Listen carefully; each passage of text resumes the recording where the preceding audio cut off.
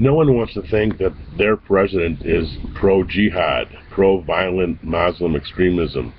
And most overwhelmingly, people won't admit it, even people who know better. They're afraid to say so. Either they just don't want to say it, or they're afraid of losing Democratic donors.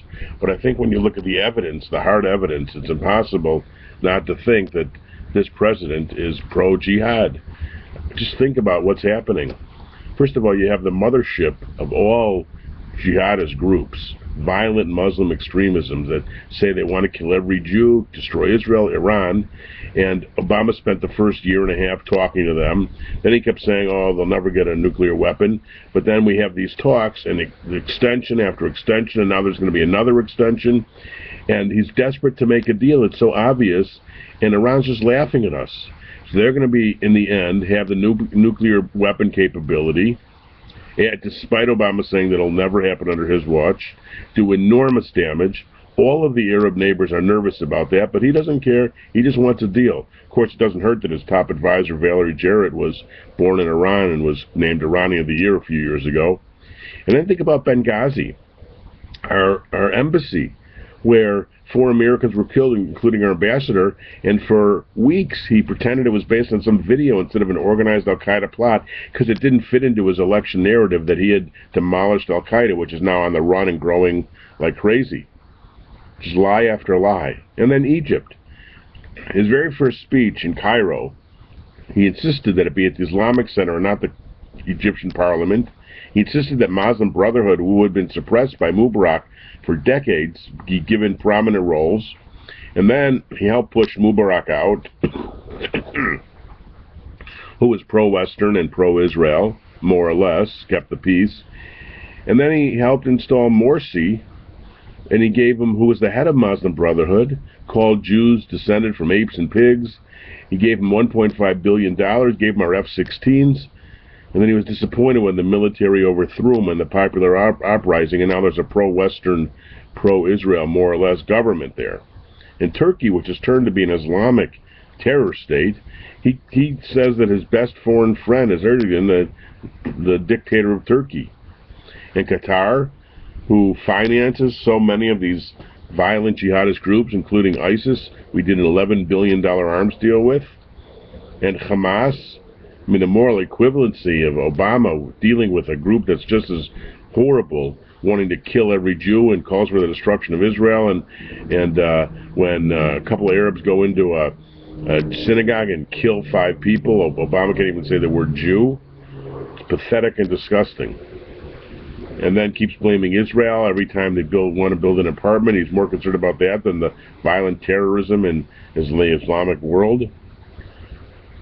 Pulled out of Iraq, which made room for ISIS. And then he for a long time said ISIS was JV, and then he didn't have a plan, and now his plan is pathetic. Couple of bombing runs, when everybody knows he wouldn't really want to start this violent group, which says it has designs on America. We're hardly doing anything to stop them. And remember the Syrian red lines? He said, oh, if they cross this line, it's a red line, and then he did nothing when they did that. And then think about Libya. He helped undermine Gaddafi, and now Libya has descended into some kind of terrorist haven. And they talk about how when Libya was overrun by terrorists, jetliners went missing, and who knows how they'll use them to spread terror as weapons. And all the arms that were lost there. And Taliban, we now have an official position that Taliban, the terrorist monsters of Afghanistan, we're not going to tackle unless they represent a direct threat to the United States of spreading terrorism.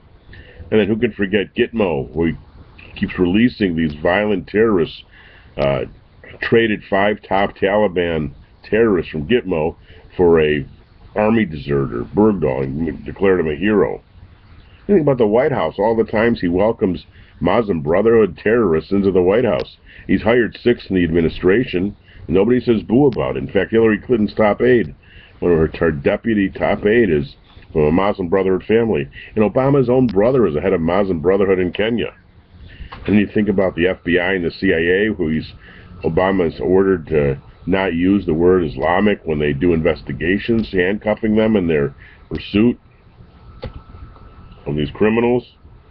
You know, and our main democratic ally in the Middle East, Israel, only 16% of Israelis trust Obama. They see kind of man he is. I mean, you add all this up, and you see clearly we've got a guy who's pro-Islamic terror, who will do nothing to stop it. We have a world civilizational clash here between violent jihadists. Now, of course, everyone will say, oh, it's not all Muslims, which is true. But it's not like it's a few Muslims. Ben Shapiro just did a simple thing. He looked at polls in every country with Muslims, and he added up the numbers of percentages of Muslims who say that they are in favor of violent jihad, endorse violent action against Jews and Westerners. And it turns out it's about 800 million. In the United States, it's about 300 to 500,000, at least, people who say in a poll they endorse violence. It's not a small number. And in the West Bank and Gaza, it's 60, 70, 80% are anti-Semites willing to endorse violence. We're talking about a very serious problem here, and a president who simply will not confront it.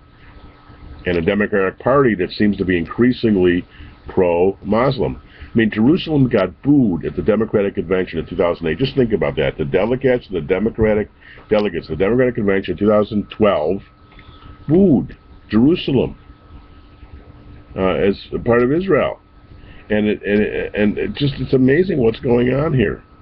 And so we have a very scary situation. I know people are afraid to admit it, but we have to face reality. We're adults, and we want to have a bright future. We have to deal with what is, as scary as it might be.